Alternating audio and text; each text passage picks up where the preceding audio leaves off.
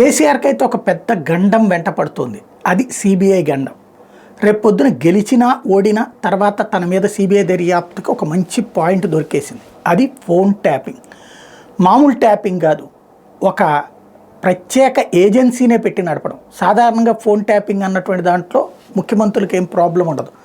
ఎందుకంటే అది నక్సలైట్లను ట్యాప్ చేయడము, ఉగ్రవాదులను ట్యాప్ చేయడం, అది లీగల్ ప్రాసెస్, ఇంటర్నల్గా వాళ్ళకి అధికారాలు ఉంటాయి.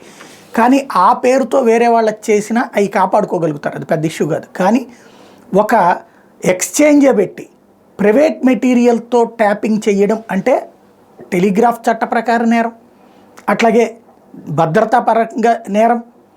అదొక పెద్ద కుట్రే అవుతుంది. టెలిఫోన్ ఈ ఫోన్ ట్యాపింగ్ అన్నటువంటి ఒకప్పుడు ప్రభుత్వాలనే మార్చేసింది. ప్రస్తుతం ఫోన్ ట్యాపింగ్ అనేది రొటీన్ అయిపోయింది. కానీ సిబిఐ దర్యాప్తు ఇప్పుడు రేపు గనక బీఆర్ఎస్ 1-2 సీట్లకు పరిమితమై బీజేపీ కనుక అంటే కేసీఆర్ ఏం కోరుకోవాలంటే, నాకు అనిపిస్తున్నంత వరకు బీజేపీకి తక్కువ ఎంపీ సీట్లు కావాలని కోరుకోవాలి.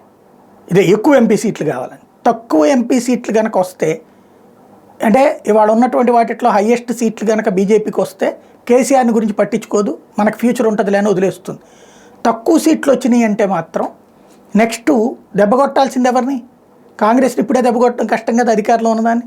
అది ఆటోమేటిక్గా ప్రభుత్వ వ్యతిరేకత అదే దెబ్బతింటుంది. ఆ వ్యతిరేకత ఎవరి వైపుకి వెళ్తుంది?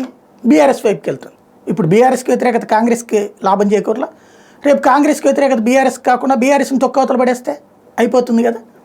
ఆ రూట్లోకి వెళ్ళిపోతే సిబిఐ దర్యాప్తు ఆదేశించిన తేడా ఉండదు. ఇప్పుడు కవిత పరిస్థితుల్లో రేపు కేసీఆర్ ఆశ్చర్యపోనక్కర్ల.